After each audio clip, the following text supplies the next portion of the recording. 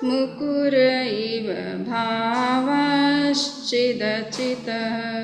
समं भान्ति ध्रुव्य व्ययजनिलसन्तोन्तरहिता जगत्साक्षी मार्ग प्रकटन परो भानुरिव यो महावीर स्वामी नयन पथगामी भवतु मे। परम पूज्य गुरुदेव के चरणों में सभक्ति नमन। उपस्थित भाइयों बहनों, यूँ तो 30वां कैंप आपके समक्ष है। 5 दिन रह गए मुश्किल से। सभी लोग तैयार होंगे, सभी रजिस्टर्ड होंगे। एटलीस्ट हमारे जेवीबी से जुड़े हुए एक्टिव जितने भी मेंबर्स हैं, चाहे वो शांति निकेतन से हो चाहे कहीं से भी हो, तो एटलीस्ट 30वां जो कैंप होने वाला है इसको बहुत ही ग्रैंड लेवल पर सेलिब्रेट करना चाहिए सभी को मिलकर के। तो आशा करते हैं सभी लोग 100% उपस्थित रहेंगे, कोई भी बाहर नहीं रहेगा कैंप के दिनों में। अगर किसी का पहले से कोई बुकिंग नहीं है, एग्रीमेंट नहीं है, तो निश्चित रूप से सभी पार्टिसिपेट करेंगे। तो आत्मसिद्धि शास्त्र में भी मूलतः हम मोक्ष की बात है, कर्मों से कैसे मुक्त बने, और उसके लिए आवश्यकता है आत्मा के स्वरूप को समझने की। मोक्ष की इच्छा तो उसी को होगी जिसने आत्मा का स्वरूप समझा है। आत्मा को ही नहीं जाना तो मोक्ष किसका। अब कुछ लोग ये कहते हैं आत्मा शाश्वत नहीं है, तो फिर मोक्ष निर्माण किसका, प्रश्न होता है। आत्मा यदि अनित्य है तो मोक्ष में जाएगा कौन? ठीक है ना।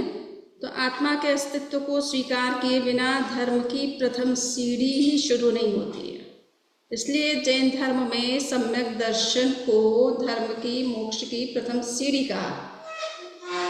आप मोक्ष के 14 जो है सीढ़ियां हैं मोक्ष पाना है तो, परंतु प्रथम सीढ़ी क्या है? सम्यक दर्शन है। आपने आत्मा को नहीं जाना, अपने स्वरूप को नहीं जाना, तो उसको प्राप्त करने का कब लक्ष्य बनेगा? नहीं। इसलिए आत्म तत्व को जानना, आत्म तत्व की स्वीकृति होना अंदर से, भीतर से कि मैं आत्मा हूँ, शरीर नहीं हूँ, ये जब तक अंदर से, भीतर से हम अपने स्वरूप के प्रति सुनिश्चित नहीं बनते हैं, दृढ़ निष्ठा उसमें नहीं होती, आस्था नहीं होती है, तब तक मोक्ष की साधना शुरू नहीं होती है ना। तो इसलिए सम्यक दर्शन जो है प्रथम सीढ़ी मोक्ष की मानी गई है। बिना सम्यक दर्शन के हम क्रियाएं तो बहुत बार करते ही हैं, उन क्रियाओं का हमें लाभ कुछ सीमा में मिलता भी है कि वो निष्फल कुछ नहीं जाती है। कुछ लोग ये सोचते हैं कि सम्यक दर्शन करने वाला ही धर्म कर सकता है, मिथ्यात्व धर्म नहीं कर सकता है। तो ऐसा है क्या? मिथ्यात्व को धर्म करने का अधिकार नहीं है क्या? हाँ, तो है, तभी तो वो सम्यक्ति बनेगा। वो धर्म की आराधना करना सीखेगा नहीं तो कैसे बनेगा? सम्यक दर्शन की सीढ़ी पर भी आएगा तो कैसे आएगा वो? तो इसलिए आचार्य भिक्षु का कहना है मिथ्यात्वी को भी धर्म करने का अधिकार है ना। कुछ लोग कहते हैं धर्म नहीं कर सकते मिथ्यात्वी। अरे तो फिर सम्यक्ति बनेगा कैसे? अनंत जीव ऐसे हैं जो मिथ्यात्वी हैं और भविष्य में सम्यक्ति बनेंगे, तो कैसे बनेंगे? वो धर्म के संपर्क में आएंगे, धर्म को समझेंगे, जीने का प्रयास करेंगे, चाहे वो तत्व को समझे बिना ही करें जीने का प्रयास। परंतु जितना भी आप अच्छी क्वालिटीज़ अपने लाइफ में जो आती है वो अपने आप में धर्म है। आप अहिंसा का पालन करते हैं, चाहे आपने तत्व को समझा या नहीं समझा, आपको किसी ने कह दिया कि अहिंसा अच्छी है और फॉलो करना चाहिए और आप फॉलो करते हैं। विगन बन गए लोग बहुत सारे, एनिमल प्रोडक्ट्स को यूज़ नहीं करना है, तो क्या वो धार्मिक नहीं है? हाँ, उनका उद्देश्य अभी स्पष्ट नहीं है, इसलिए वो मिथ्यात्वी कहलाते हैं। उन्होंने मोक्ष के लिए नहीं किया है त्याग।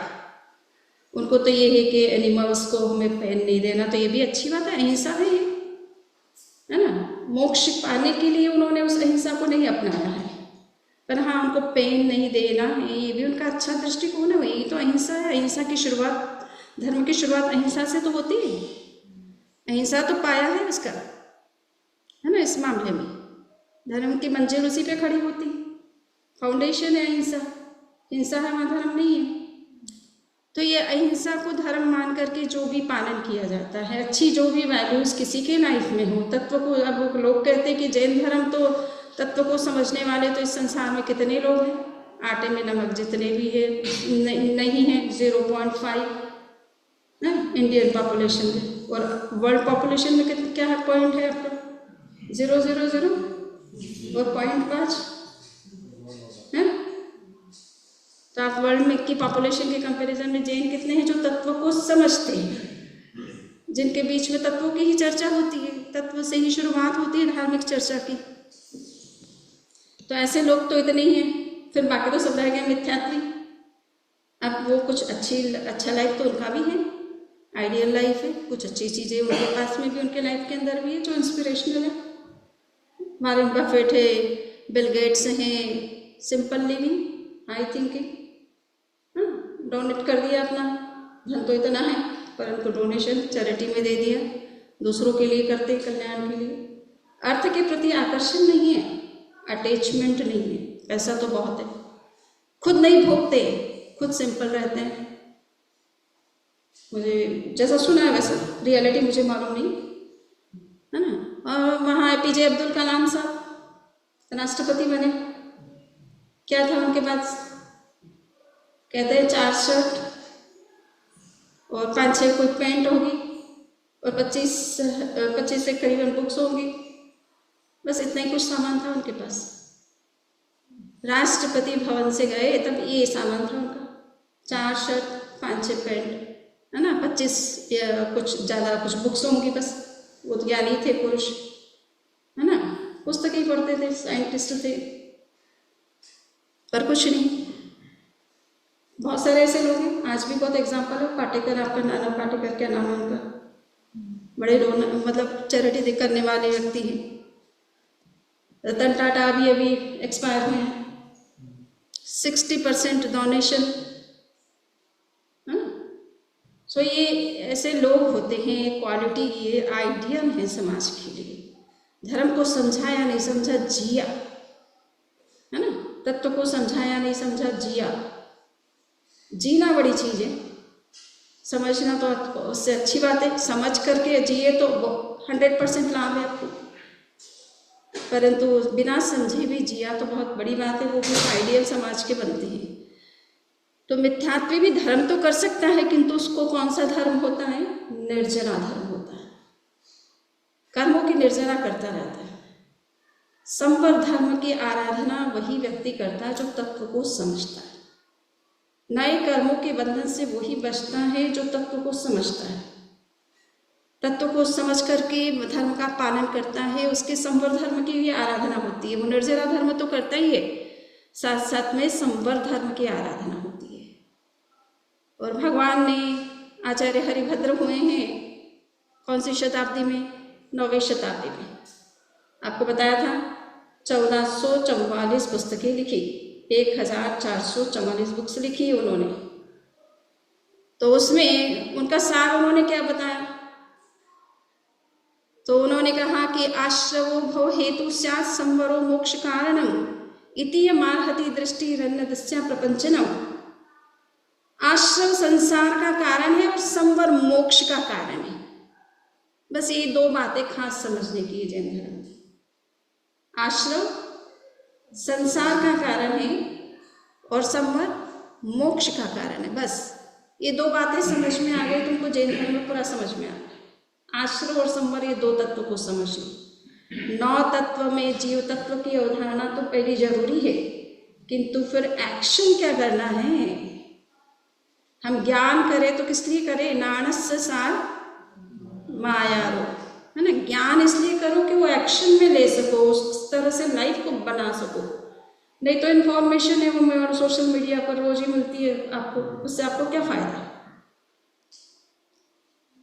तो नॉलेज भी जब इंफॉर्मेशन लेवल पर रहता है, अप्लाई नहीं होता है, एक्शन में नहीं आता है, तो उसका कोई ज़्यादा बेनिफिट नहीं है। इन्फॉर्मेशन लेवल तो अच्छी है, कम से कम ये इतना भी ठीक है, परंतु जीने के लिए ज़रूरी है उसको एक्शन में लेना, जितना भी हमने जाना है उसे। तो ये संवर धर्म की आराधना उसको होती है जैसे तत्व ज्ञान होता है। ताकि उसे नए कर्मों के बंधन को कैसे रोकना, इसकी प्रोसेस पता चलती है। क्यों रोकना है, इसका कारण पता चलता है। तो इसलिए संवर तत्व को जानना के लिए आत्म तत्व को जानना जरूरी है। बट आश्रव और संवर ये एक्शन लेवल पर हमारा जितना भी धर्म का ज्ञान है उसके पीछे हमें क्या एक्शन लेना है इसको समझना है। और वो एक ही एक्शन है खास, वो है संवर की आराधना। नए कर्मों के बंधनों से बचो। पुराने तो अपने आप डिलीट करोगे, समय के साथ डिलीट भी होंगे और उसके लिए आप एफर्ट भी कर सकते हो, परंतु साथ साथ में नए बंधन से जब तक हम नहीं बचेंगे तो ये विशियस जो सर्कल है कार्मिक बॉन्डेज का वो कभी स्टॉप नहीं होगा। इसलिए संवर तत्व की आराधना करना बहुत जरूरी है। तो हम बात कर रहे हैं कि धर्म तो हर कोई कर सकता है, किंतु संवर धर्म उसी को होता है जिसको तत्व का ज्ञान होता है। और तत्व ज्ञान में सबसे बड़ा तत्व कौन है? आत्मा है। आत्मा को जानना बहुत जरूरी है।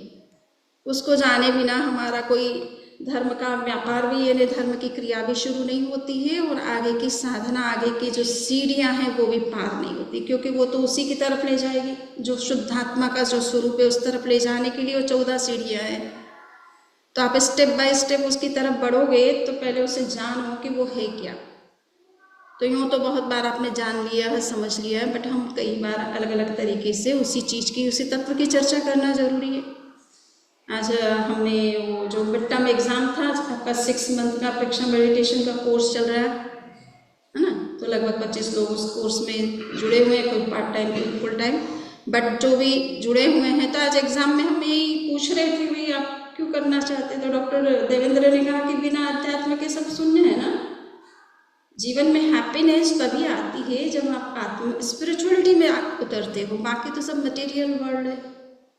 तो मटेरियल वर्ल्ड में कोई हैप्पीनेस नहीं है। व्यक्ति टायर्ड ही होता है, परेशान ही होता है, थोड़ा बहुत एंजॉय कर लेता है जब थोड़ा टेंशन हो जाता है। ठीक है, तो ये मैंने कहा बहुत अच्छी बात है, ये बात समझ में आ जाए तो बस फिर तो क्या है। तो लोगों को ये लगता है कि भाई पहले पैसा, मकान, ये गाड़ी, बंगला ये हो जाए उसके बाद सोचेंगे। अब पीछे बाद पता नहीं समय मिलेगा कि नहीं मिलेगा सोचने का, ये है ना, इसी में पूरा जीवन ना बीत जाए। सो 5th फंडामेंटल हमारा जो है देयर इज लिबरेशन। पहला फंडामेंटल क्या था? आत्मा है। सबसे पहले आपको ये विश्वास होना चाहिए कि मैं आत्मा हूं। दूसरा विश्वास क्या होना चाहिए? मैं नित्य हूं, शाश्वत हूं, ईगो में शाश्वत हूं।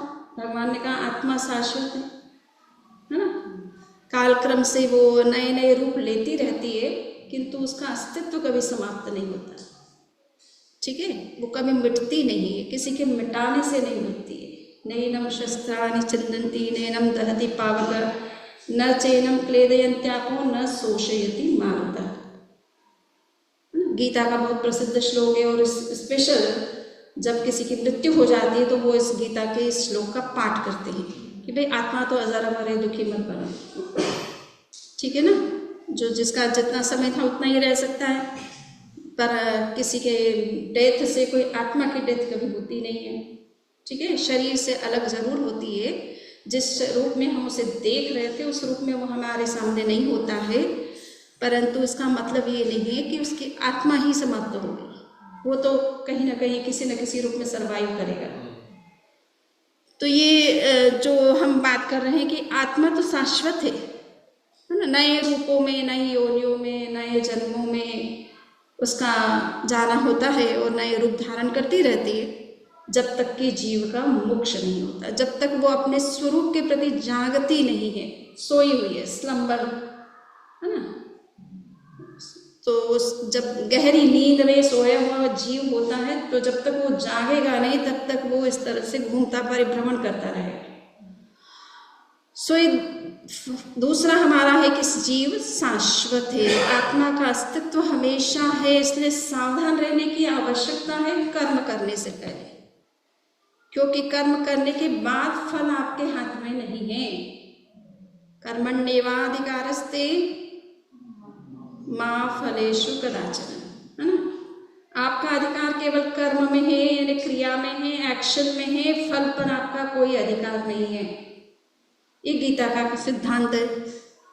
पर जैन थोड़ा इससे आगे एक स्टेप और जाते हैं। उनका ये कहना है कि आप कर्मों के फल को भी बदल सकते हो।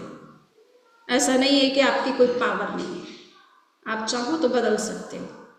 हाँ, बदलने की थोड़ी लिमिटेशन कहीं कुछ हो सकती है कि क्या बदल सकते हो क्या नहीं बदल सकते। ठीक है, राजा श्रेणिक ने बहुत कोशिश की थी। होने वाले प्रथम तीर्थंकर और वर्तमान में नरक में। आश्चर्य ना, बहुत ही आश्चर्य की बात है। और परमात्मा महावीर के सामने थे वो, तो उनको मालूम भी था कि मुझे नरक में जाना पड़ेगा, परंतु बचने का कितना भी उपाय भगवान ने बताया, कोई उपाय काम नहीं किया। तो आप नहीं बदल सकते अपनी कुछ डेस्टिनी। आप कर्म किए तो उसका फल भी भोगना तो जीव को ही पड़ेगा ना। भगवान क्या करे इसमें। इसीलिए हमने जो है वीडियो में वो सॉन्ग कनेक्ट किया है कि भाई परमात्मा भी आपको नहीं बचा सकता। आप इसलिए इस भरोसे में तो मत रहो कि परमात्मा तुम्हारी कोई रक्षा करने वाला है ना। There is no saviour in Jain tradition except your own inner self, है ना। यहाँ पे परमात्मा की इसलिए पूजा करो कि परमात्मा बनने का आदर्श तुम्हारे सामने है, एक रोल मॉडल है कि परमात्मा भी बन सकते हो।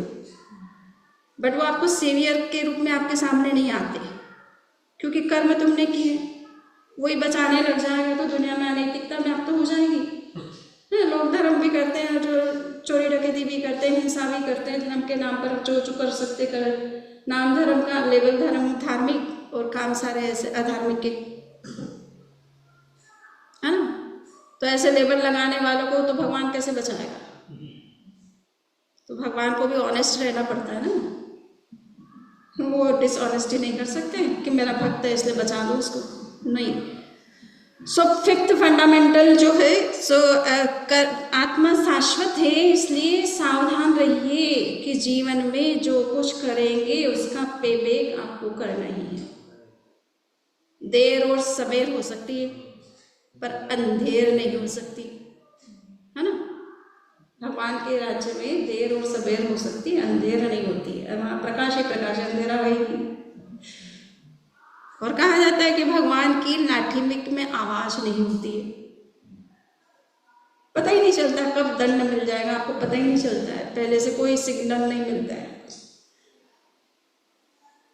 ठीक है, कोई वहाँ सेव बटन नहीं आता है कि आप पहले से सावधान हो जाओ कि कहीं आपका मैटर डिलीट हो जाएगा, फाइल आपकी डिलीट हो जाएगी। पहले कोई सिग्नल नहीं होगा और आवाज लाठी पड़ेगी तो उसका आवाज कब किसी को दुनिया को पता नहीं चलेगा कि कब क्या हो गया। तो इसलिए सावधान रहना जरूरी है। तो दूसरा है कि आत्मा शाश्वत है। तीसरा क्या है? आत्मा ही कर्मों की करता है ना। आत्मा ही कर्मों की करता है, कर्म उसी ने किए, किसी और ने नहीं किए। इसलिए किसी और पर ब्लेम मत दो। कुछ गलत होता है, किसी के द्वारा कुछ गलत किया भी जाता है, तो ये मान करके चलो कहीं कि हो सकता है कहीं आपका रोल है पास्ट में, या फिर अगला ऐसा है कि वो अपने कोई नए कर्मों के बंधन कर रहा है आपको निमित्त बना करके। ऐसा भी हो सकता है ना। टेररिस्ट जो है अटैक कर देते हैं, जरूरी थोड़ी है उन जो पहलगांव के 27 लोगों ने उन टेररिस्ट 2 को मारा होगा कभी,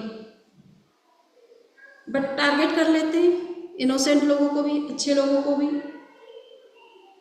उनका आयुष्य का कुछ ऐसा निमित्त हो सकता है जिसको हम कहते हैं सोपक्रम आयुष्य।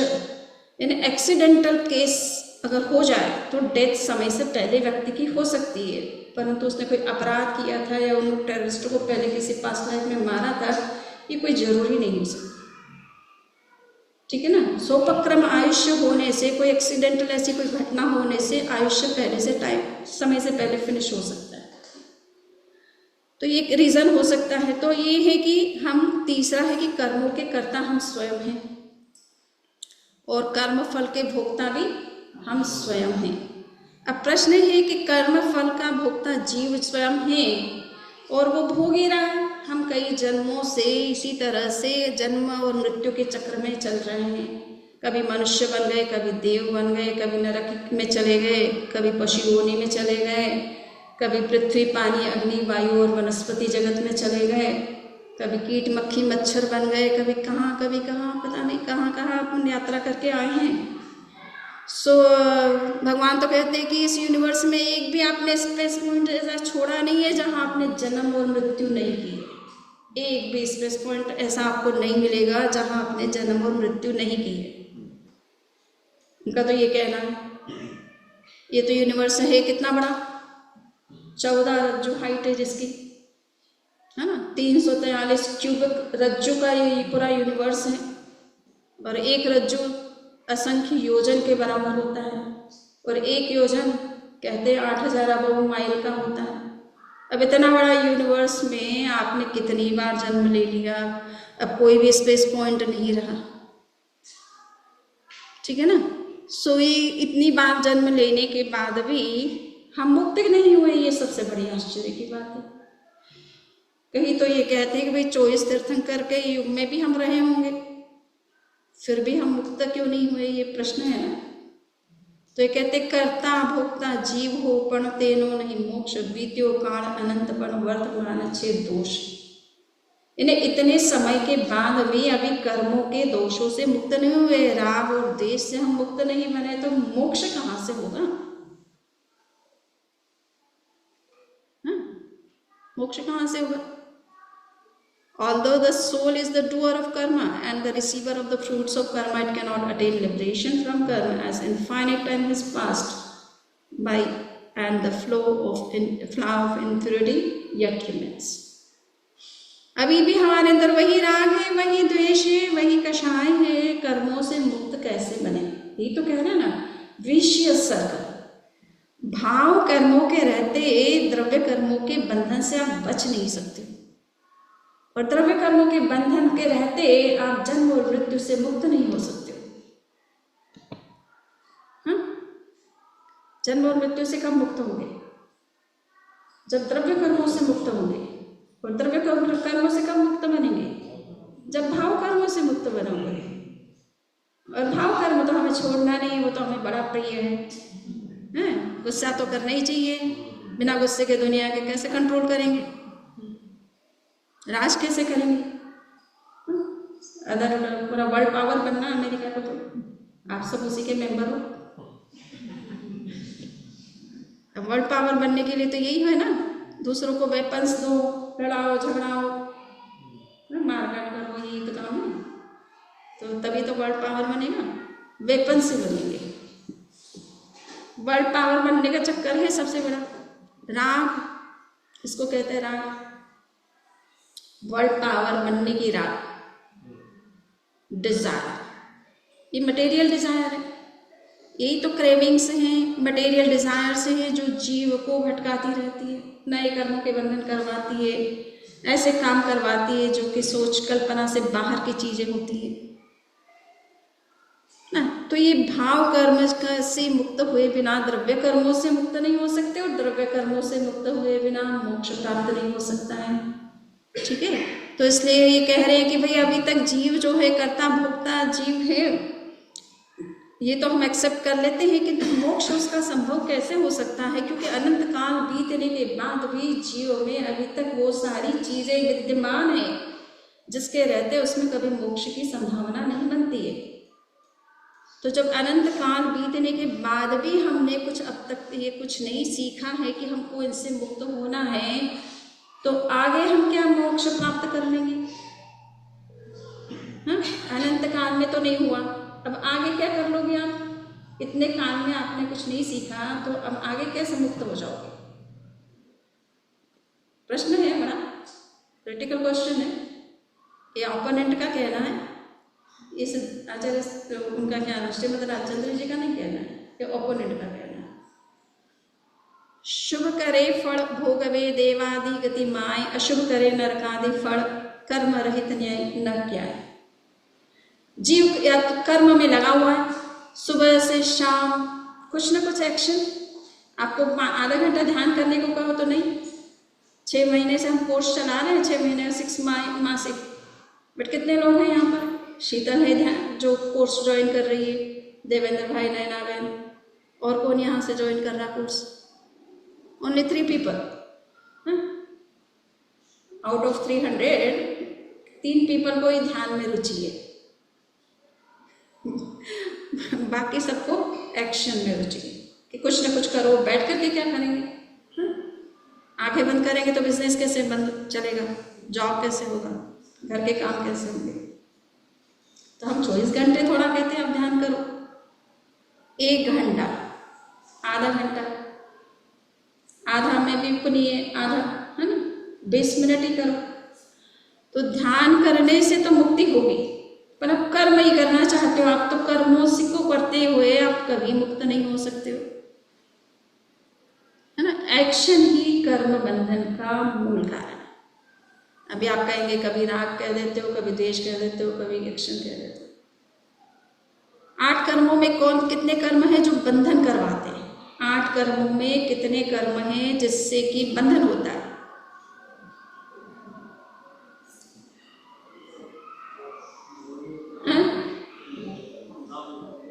नाम कर्म और मोहनी कर्म। 8 कर्मों में 2 ही कर्म आपको बांधते हैं, बाकी तो सब बंधते हैं। समझ में आ गया ना? बांधते और बंधते,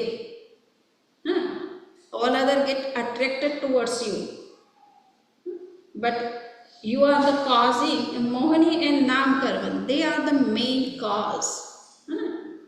अंदर में है राग द्वेष और बाहर में क्रिया, एक्शन, ठीक है। सो अगर भीतर बाहर में आप क्रिया ना करो, अंदर में राग द्वेष चले तो बंधन नहीं के बराबर हो। आश्चर्य, ऐसा कैसे हो सकता है? एक्शन से क्रिया का, कर्म का आकर्षण होता है, वाइब्रेशन, सोल में वाइब्रेशन क्रिएट होता है, वाइब्रेट मोड में आती है जब आप एक्शन लेते हो। और अंदर में फिर राग द्वेष है तो वो गॉन का काम करता है, ग्लू का काम करता है, स्टिक करने का काम करता है। तो एक्शन के साथ कषाय जुड़ जाता है तो कर्म के बंधन लंबे समय के लिए होते हैं और बहुत हार्मफुल होते हैं, लॉन्ग ड्यूरेशन। कर्मों के बंधन में ड्यूरेशन को कौन फिक्स करता है? कषाय। कर्मों के प्रभाव कैसा होगा, हार्मफुल होगा, कितना तीव्र होगा, बहुत मतलब कष्टकारक होगा, ये इंटेंसिटी कौन डिसाइड करता है? कषाय। तो कषाय का काम है ड्यूरेशन और इंटेंसिटी को फिक्स करना। हमने पिछली बार चर्चा की थी कि ईश्वर फल नहीं देता है, तुम खुद ही फल डिसाइड करते हो, तुम इस निश्चित करते हो कि मेरे इस कर्म का ये फल होगा। आप ही अपने कषाय से वो फिक्स करते हो कि मेरे कर्म का अब आगे जो इसका फल होगा वो ये होगा।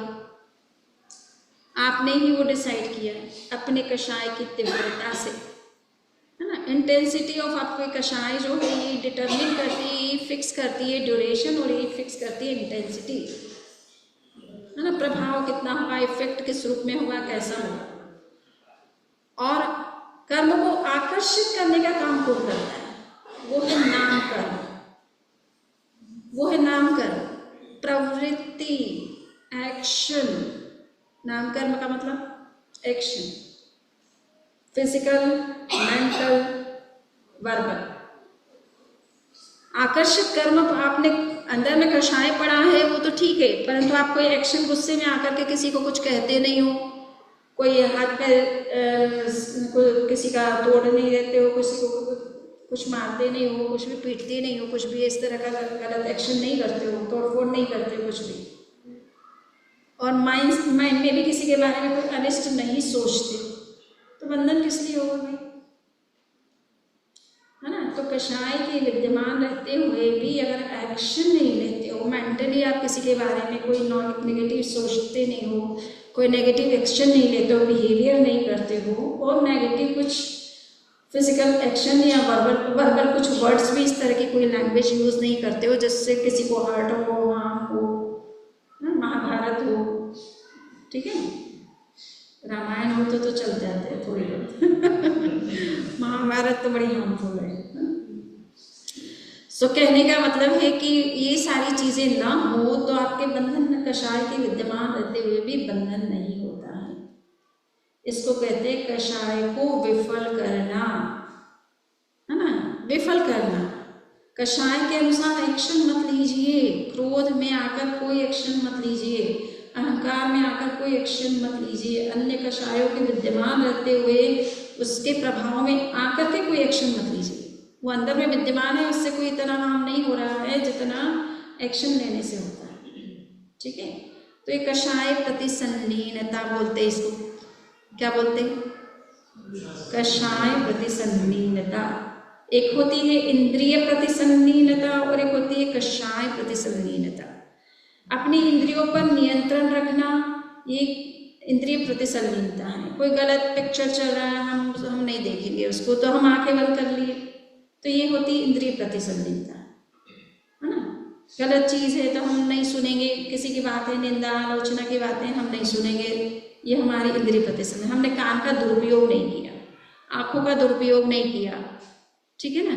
टेस्टी चीज़ है परंतु हार्मफुल है और वो हम चीज़ नहीं खाएंगे, है ना। गलत चीज़ है, हमको नहीं खाना है, नॉनवेज नहीं खाना है, ड्रिंक नहीं लेना है, एग नहीं लेना है, वेजिटेरियन मीट और क्या बोलते वेजिटेरियन मीट, हाँ नाम भी देखो, नाम एक तरफ वेजिटेरियन दूसरी तरफ मीट, ये दोनों कंट्राडिक्टेड टर्म्स है, कैसे एक साथ कंबाइन कर सकते हो? मीट नाम क्यों देते हो? तुम्हें वेजिटेरियन बनना तो वेजिटेरियन ही नाम रखो ना भाई, मीट नाम क्यों देते हो? पर इसलिए दे रहा है कि टेक्सचर जो है वो मीट का है, इसलिए जैन लोगों को वेजिटेरियन मीट नहीं खाना है, बच्चों को भी सिखाना है ना। टेक्सचर तो आपको मीट का दिया जा रहा है, टेस्ट तो वही दिया जा रहा है, तो आप आगे जाके वही टेस्ट वाली चीज़ें खाओगे ना, तो कहीं ना आप फिर जाकर के वेजिटेरियन की जगह नॉन वेजिटेरियन ही बनोगे। हाँ, ये नॉन वेजिटेरियन के लिए सही हो सकता है, ठीक है ना, कि उनको वेजिटेरियन चीज़ें, परंतु टेक्सचर दे करके उनको कैसे वेजिटेरियन बना रहे हो, ये थोड़ा समझने की बात है। आप टेक्सचर तो वही प्रोवाइड कर रहे हो, लुक वही प्रोवाइड कर रहे हो, तो वो चीज़ तो वही दिमाग में जा रही है।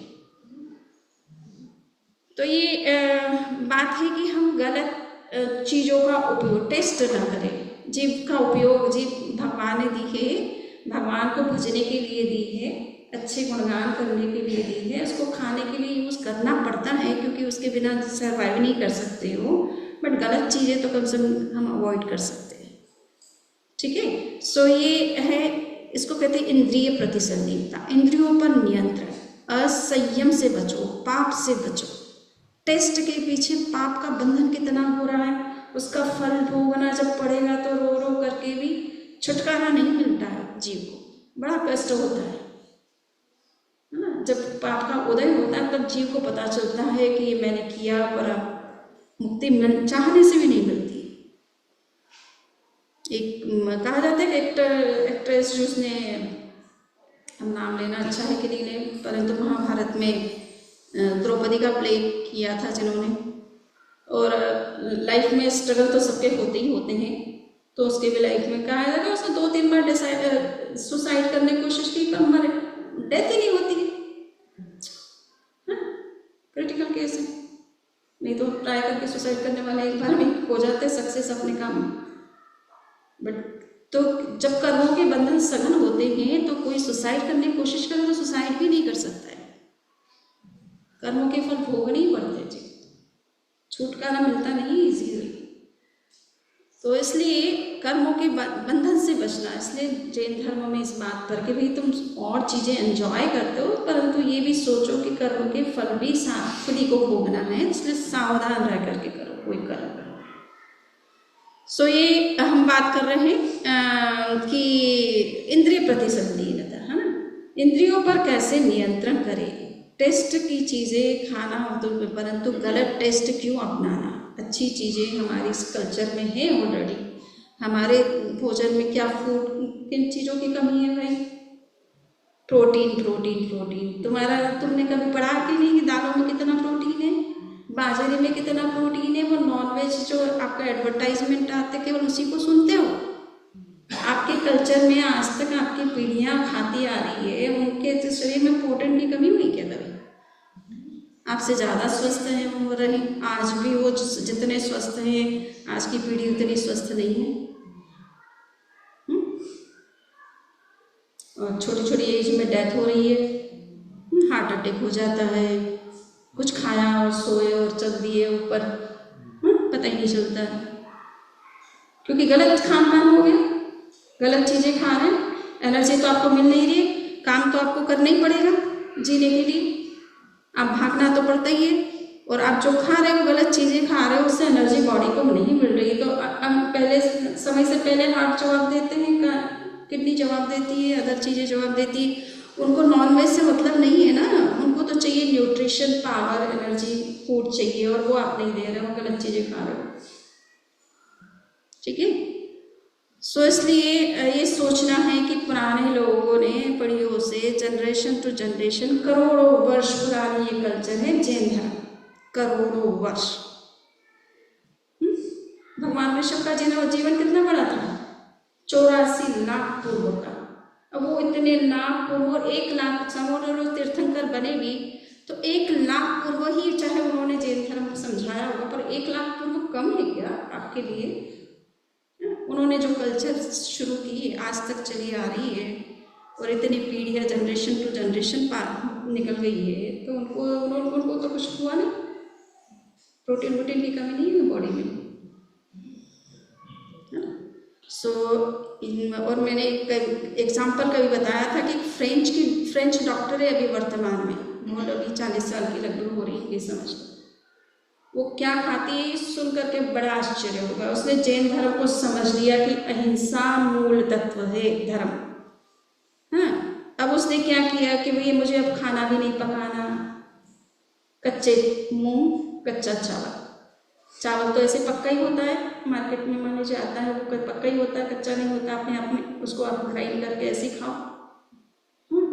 और मूंग चलो थोड़ा बहुत वो स्प्राउट हो सकता है सीजने पर, तो सूखा मूंग लेती है, 1 कटोरी मूंग, 1 कटोरी चावल, सुबह 1 टाइम, शाम 2 टाइम बस। केवल हरियाली नहीं, जूस नहीं, फ्रूट नहीं, अनाज नहीं, अदर चीज़ें नहीं, और मशीन से बना हुआ कोई प्रोडक्ट नहीं, इवन कपड़ा भी नहीं, चप्पल तो पहनती नहीं, क्योंकि वो कहती है हिंसा होती है इन सब चीज़ों को। और वो कहती है कि मैं डॉक्टर हूँ, वो डॉक्टर है, पेशेंट्स को देखती है, लाइट यूज़ नहीं करती, एक छोटा सा दिया रखती है, अपने पेशेंट को इंडिया से देखना है उसको फ्रांस के, तो दिए को रखती है, और थोड़ा सा लैपटॉप उस समय खोलती है, ज़्यादा लैपटॉप मोबाइल का यूज़ नहीं करती। इलेक्ट्रिसिटी में भी हिंसा होती है, तो इलेक्ट्रिसिटी से जो भी प्रोडक्शन होता है कुछ भी यूज़ नहीं करती। घड़ी भी नहीं रखती, आपकी हाईफाई घड़ियाँ 1-2 लाख की होती होगी, हैं, वो घड़ी भी नहीं रखती, वो एक पेंडुल पुराना आपका चाबी भर के, जो आप घड़ी चलाते थे ना चाबी भर के, तो छोटा सा एक घड़ी अपनी चेन में डाल लिया, बस उसी से वो चाबी से वो चलती है, बैटरी नहीं डालनी पड़ती है, ऐसा कुछ है। सो इतनी अहिंसक है, उसका नाम हमने इसलिए कहा कि भाई तुम्हारा नाम तो कुछ और है, एम कुछ और है, तो वो फ्रेंच नाम है, हमें नहीं आता। हमने कहा कि भाई तुम्हारा नाम हम अहिंसा ही रख देते, तुम साक्षात अहिंसा हो, है ना। फिजिकल रूप में अहिंसा का रूप आपको देखना हो तो तुम्हारा जैसा कोई एग्जाम्पल दुनिया में खोजना ही मुश्किल है। तो ऐसे लोग हैं कि अहिंसा के कारण से सब कुछ खाना पीना छोड़ दिया उसने, और आज 5 से 10 साल हो रहे होंगे उसको इसी तरह से चल रही है। और वो कहती मेरे शरीर में कोई प्रोटीन की कमी नहीं, कोई विटामिन की कमी नहीं, कोई कैल्शियम की कमी नहीं है, ठीक है। सो कुछ कमी नहीं। अरे पशुओं को देखो भाई, घास खा करके उनके विटामिन, प्रोटीन सब कुछ है, उनको तो कुछ फर्क ही नहीं पड़ता। जो लोग नॉनवेज खा रहे हैं और जिस पशु की बॉडी का यूज कर रहे हैं, वो तो सब वेजिटेरियन है बेचारे, समझ में आ रहा है ना। पशु तो सब वेजिटेरियन, जिनको खाया जाता है वो सब वेजिटेरियन है, वो तो कोई नॉनवेज खाने वाले पशु है ही नहीं, समझ में आ रहा है। तो वेजिटेरियनिज्म की कितनी ताकत है ये तो समझो। Bull power, horse power, elephant power, इस पावर से ज्यादा पावर किसको चाहिए? इससे ज्यादा तो किसी को एनर्जी नहीं चाहिए। घास खाने से मिलती है, केवल घास खाओ तो भी मिल जाती है बुल पावर। चने खाने से हॉर्स पावर, और हाथी क्या खाता है? वो भी घास ही खाता है। थोड़ा बहुत केला वेला खिला देते तो खा लेते हैं। ओके, तो हम बात कर रहे हैं कि कर्मों का जो है तीसरा कर्ता और भोक्ता। सो कृषाय प्रत्यय संलीनता, एक्शन से कर्मों का बंधन होता है ना। कर्मों के बंधन हमारे एक्शन से होते हैं। हम एक्शन में लेते समय सोचे 10 बार कि ये काम करने से पहले हमको 10 बार सोच लेना उसके रिजल्ट के बारे में। आयं कदंसी न करे पावक, आचार्य सूत्र का बहुत ही सुंदर छोटा सा मंत्र है। जो व्यक्ति भविष्य के परिणामों पर विचार करता है वो जल्दी से पाप नहीं करता है ना। भविष्य के परिणाम, रिजल्ट्स के बारे में पहले से अगर सोच लेता है तो वो जल्दी से कोई पाप नहीं कर सकता है। He cannot commit the sin if he has or thought about the results before taking the action. Action को लेने से पहले अगर आपने सोच लिया कि इसका फल क्या होगा तो आप उस फल को जान करके एक्शन ले नहीं पाओगे जल्दी से, है ना। सो आयं कदंसी न करे पावम, जो व्यक्ति फ्यूचर में आने वाले रिजल्ट पर पहले से सोच ले तो वो जल्दी से पाप कर्म नहीं कर सकता है। दूसरा एक सेंटेंस आता, समत्तदंसी न करे पाप, जो सम्यक्त को धारण कर लेता, तत्व को समझ लेता, वो जल्दी से गलत काम नहीं करता। ठीक है, सो ये बहुत ही छोटे छोटे कोटेशन हैं। जैन आगमों के कितने मार्मिक हैं, पूरे जीवन को प्रकाश देने वाले हैं। एक एक स्लोगन पर इस तरह से अगर विचार किया जाए तो जीवन कितना पाप कर्मों से बच सकता है।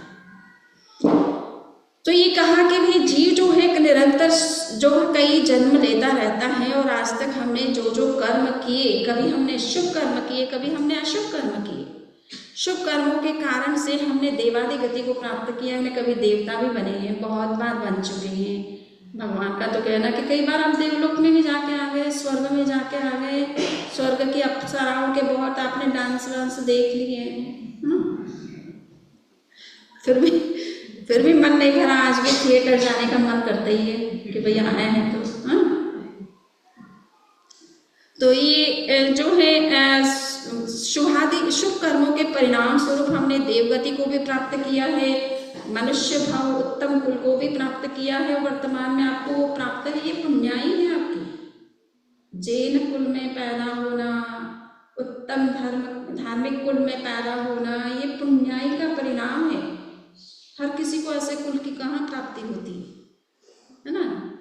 भरत क्षेत्र में जन्म लेना, भारतवर्ष में जन्म लेना, जैन कुल में जन्म लेना, उत्तम धार्मिक संस्कारी कुल में जन्म लेना, ये तो पुण्य का फल होता है। नहीं तो ऐसे वैसे कुल मिल जाते हैं, भटकते रहते हैं इधर उधर, है ना, मक्कारी करते रहते हैं, कुछ टाइम अपना वेस्ट करते हैं। सो ये शुभ कर्मों के परिणाम स्वरूप हमने मनुष्य गति भी प्राप्त की है। और कभी कभी ये लगता है कुछ पशु भी ऐसे होते हैं जो शुभ कर्म करके आते, पुण्य कर्म करके आते हैं तो मौज मस्ती करते हैं। यहाँ स्पेशली अमेरिका में डॉग्स जो है बड़े कंफर्ट का लाइफ जीते हैं। तो पशु बन करके भी थोड़ा पुण्य करके आए, बिल्कुल एकदम। तो पशु तो बने, ये तो पाप कर्म का फल हो गया एक तरह से, पर बने तो भी ऐसे कुलों में बने कि सारा कंफर्ट से। आपकी कौन सी कार्स होती है, मर्सिडी और टेस्ला। सो उन कारों में घूमते हुए आज बेचारा सामान्य आदमी तो घूम ही नहीं सकता है। कुत्ते बिल्ली घूमते, उनको ले करके बैग में ट्रेवल करते, एरोप्लेन में, बड़ा एरोप्लेन की यात्रा करते हैं। कितनी ये कहीं ना कहीं उनकी पुण्याई है। ये समझिए कि थोड़ा बहुत इस योनि में आए, परंतु कुछ गलत काम किया, उससे पशु योनि मिल गई।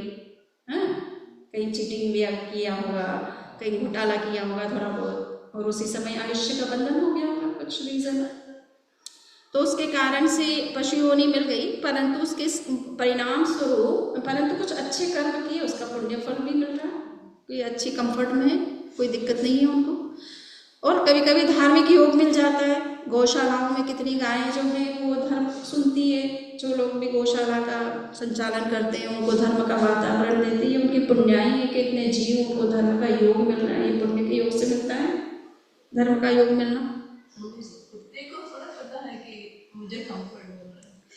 उसको फल, वो देखिए ये है भोग योनिया, इनको समझ है या नहीं है, परंतु कर्म इनके अच्छे हैं तभी तो इनको ऐसा मिला है वातावरण, ये समझना है। उनको ज्ञान है या नहीं है उससे बड़ी बात नहीं है, उनको कंफर्ट मिल रहा है, ये किस कारण से मिला, ये प्रश्न है। कंफर्ट नहीं है तो उसको बॉन्डेज है, वो बंधन महसूस करता है, दुखी होता है। इसीलिए जैन धर्म में कहा जाता है पशुओं को घर में बांध करके नहीं रखना। जैन लोग पशु नहीं रखते अपने घर में, एक्सेप्ट जो है हम गाय भैंस बैल घोड़ा ये सब हमारे चूँकि पहले खेती के काम थे, है ना, खेती थे प्राय करके जैन लोगों के पास। अभी ये नए नए बिजनेस हुए, पहले तो खेती बिजनेस था, ठीक है, मेन बिजनेस भगवान महावीर के समय से लेकर के हम चलो बचपन में थे तब तक भी ज़्यादा खेती पर ओरिएंटेड था सब कुछ चीज़ें, और हमारे सभी परिवारों में सबके पास खेत थे बड़े बड़े सब कुछ। तो एक खेती का बिजनेस था, तो उसमें बुल चाहिए इसलिए बुल रखते थे, घोड़ा चाहिए। पहले तो मान लीजिए ट्रेवल करते थे तो कोई साधन वाहन नहीं थे तो घोड़ा रखते थे। तो डोमेस्टिक एनिमल जो आपके लिए काम आता है और आपकी ज़रूरत है उसको ही केवल, तो गाय भैंस और घोड़ा और आपका क्या बोलते हैं बुल, इसके अलावा कोई जैन अपने पास में कोई कुत्ता बिल्ली कोई पालता ही नहीं है। तो ऐसे भी चलो खाना है उनकी जीव योनियों से, परंतु इनको शुभ भी नहीं माना जाता है घर में रखना, उससे एनर्जी इतनी अच्छी नहीं होती है घर में। इनका जो साइकोलॉजिकल स्टेटस है, ये वाइल्ड एनिमल है ना, तो इनकी जो एनर्जी है वो इतनी प्योर नहीं होती है, ठीक है। वो कोई प्रेम करता है और वो भी उनसे प्रेम करता है, वफादार होते हैं। कुत्ते की एक स्पेशलिटी भी है, तो चौकीदारी के लिए रखा भी जाता है कभी कभी किसी के घर, बड़े घर राजा महाराजाओं के घर वगैरह ये सब रखे जाते हैं, बट जनरली ऐसे पालने के लिए नहीं रखते किसी को, खरगोश को कि पशु पक्षियों को कि किसी को भी नहीं, क्योंकि वो बंधन है ना। अहिंसा अनुव्रत का एक अतिचार क्या है, बंधन। फर्स्ट अतिचार क्या है, बंधन। अगर आप किसी पशु को अननेसेसरी आपके घर बांध करके रखते हो, कैद करके रखते हो, तो ये अहिंसा अनुव्रत का अतिक्रमण है, अतिक्रमण, transgression, you are breaking the rule, है ना। आप और चीज़ें खाना खाने उसमें हिंसा हो रही है, मकान का जो है मेंटेनेंस करते हैं उसमें हो रही है, अब ये तो आपकी डोमेस्टिक नीड है। बट पशु को बांधना ये तुम्हारी कौन सी नीड है, केवल हमारे बच्चे चाहते हैं, हमको अच्छा लगता है, हाँ, इससे तुम कर्मों के बंधन करते हो भैया। आप कह रहे हो, खुद ही कहते हो पशु को क्या पता, बट उसको मिल रहा कंफर्ट, ये उसके लिए उसके कहीं ना कहीं उसके शुभ कर्मों का थोड़ा योग है। नहीं तो इंडिया में देखो ना, खाने को रोटी भी नहीं मिलती, कोई बेचारा जहाँ जाए वहाँ सब उसको दुत्कारते हैं, जल्दी से कोई खाना भी नहीं देता, कुछ भी नहीं देता, भटकते रहते हैं बेचारे। तो उनकी पुअर है, वो पुअर लाइफ जी रहे, यहाँ तो कंफर्ट का लाइफ है ना उन लोगों का कम से कम। सो ये जीव ने कर्म किए हैं, एक्शन किए, उसके परिणाम स्वरूप उसको जो है ये सारे फल मिलते हैं, और अशुभ कर्मों के परिणाम स्वरूप वो नरक गति और तिर्यंच गति में जाता है। तो ये अशुभ कर्मों का परिणाम है कि तिर्यंच गति में गया, और उसके पास में आत्मा तो हमारी जैसी होते हुए भी वो कुछ कर नहीं पा रहा ना उस योनि में। तो ये एक अशुभ कर्मों का फल है कि मनुष्य जो कहीं कभी कभी पशु भी बन जाता है, और पशु योनि में रह करके फिर कुछ नहीं करता अपने लाइफ में। ये भोग योनियाँ, इनमें कर्मों के फल भोगे जाते, करने के लिए कुछ नहीं है, आप कर ही नहीं सकते क्योंकि इतना दिमाग ही नहीं होता, ना आपकी फिजिकल कंडीशन वैसी होती कि आप कुछ कर सकें। दोनों दृष्टि से बात है, ना मेंटल ना फिजिकल। तो इसलिए वो सिचुएशन सही नहीं है, पशु होना तो सही नहीं है, चाहे वो कितना भी उसका शुभ कर्म हो, परंतु पशु होना सही नहीं है कि आप पूरा जीवन व्यर्थ है, केवल कर्मों के फल भोगते हैं और कुछ नहीं कर सकते हो। मनुष्य के अलावा सभी योनियां भोग योनियां हैं, कर्म योनि नहीं है, आप कुछ कर नहीं सकते उसमें जाए, ठीक है। थोड़ा बहुत पशु भी अगर पूर्व जन्म की उसे स्मृति हो जाती है कि मैं पास्ट लाइफ में बहुत श्रावक था, 12 व्रतों का पालन करता था, मुक्त धर्म को मैंने सुना समझा, तो पूर्व जन्म की स्मृति से वो श्रावक बन जाता है, पशु योनि में रहते हुए भी श्रावक होता है। इसलिए श्रावक की कहा जाता है कि 4 गति में श्रावक कहाँ कहाँ होते हैं, मनुष्य गति में और तिर्यंच में, है ना। ऐसे कहा जाता है कि आज हजारों ऐसे जीव हैं जो कि वनस्पति में हैं और वो एक ध्रुवावतार यानी एक ही जन्म उनका बाकी है मोक्ष जाने में, परंतु कर्मों के मार देखिए कि वो अभी वनस्पति में है। समझ में आया ना, कर्मों की मार देखिए कि उनको जाना है मोक्ष एक जन्म के बाद, फिर भी वो वनस्पति में। एग्जाम्पल तो अभी जैसे मैं इतना ही अभी बताऊंगी कि वो एक जन्म, मान लीजिए कि ये क्या नाम थे आपके, मरुदेवा माता, वो सीधे निगोद से आए, वनस्पति में आए केले के रूप में, और एक बार मोक्ष जाना था उनको। तो ये तो कहने का मतलब वो अनादिकाल से मान लीजिए निगोद से आए और केले के रूप में आए, तो वो पर कुछ जीव जो है मनुष्य बने और धर्म किया और तत्व समझा, सब कुछ किया और वनस्पति में चले गए, तो वहां से फिर निकलने में टाइम लगेगा, ठीक है ना, पता नहीं है, वो काट छाट करते ही रहते हैं ना वनस्पति के जीवों को, तो उनका समय कैसे क्या बीतता है। सो ये शुभ और अशुभ कर्मों के परिणाम स्वरूप जीव जो है कर्मों के फल भोगता है और अनेक योनियों में जाता रहता है, अनेक तरह के जन्म लेता है, फिर नए कर्म करता है, फिर उनके फल भोगता है, फिर नए जन्म में नए कर्म करता है, फिर उनके फल भोगता है। ये चक्र जो है अनादिकाल से इसी रूप में चला आ रहा है। हमने उसको ब्रेक करने का कोशिश ही नहीं किया। आइस ब्रेक की बात करते हैं ना, कर्म ब्रेक की बात नहीं करते हैं। आइस ब्रेकिंग नहीं नाम रखना अपने को, कर्म ब्रेकिंग है ना। अपने इनॉग्रेशन सेशन का नाम जो है ना वो कर्म ब्रेकिंग, आइस ब्रेक। हम तो आइस ब्रेक करते ही नहीं है, ये हमारी लैंग्वेज नहीं है ब्रेक करने वाली। We are non mind people, है ना। न तो हम दिया वो जन्म बर्थडे पर हम ना वो कैंडल जलाते हैं ना बुझाते हैं, बुझाना तो ये इंडियन कल्चर नहीं है। हम तो जलाने वाले लोग, प्रकाश करने वाले लोग, अंधेरा करने वाले लोग थोड़े ही है ना। तो बच्चों को भी सिखाओ ये कैंडल को बुझाना नहीं है भैया, जलाना हो जलाओ ही मत, पहले तो बुझाने की बात ही नहीं करना पड़े। हम तो अग्निकाय के जीवों की हिंसा से बचते हैं, तो ये गलत कल्चर हमने कहाँ से अपना लिया। तो ये हमें समझना है कि ये बहुत ही जो है बहुत ही अच्छी चर्चा है कि आत्मा के स्वरूप को क्यों समझना जरूरी है, और इसको जानने से हमें समझ में आएगा ना कि हमारे ऊपर कर्मों का क्या क्या प्रभाव होता है, कितना प्रभाव होता है, उस चक्कर से निकलना कितना कठिन होता है। इसलिए सावधान होना जरूरी है। तो इसी के साथ आज का ये वक्तव्य संपन्न करते हैं। और सभी को वैसे मालूम हुए ये कैंप है ही, तो मैंने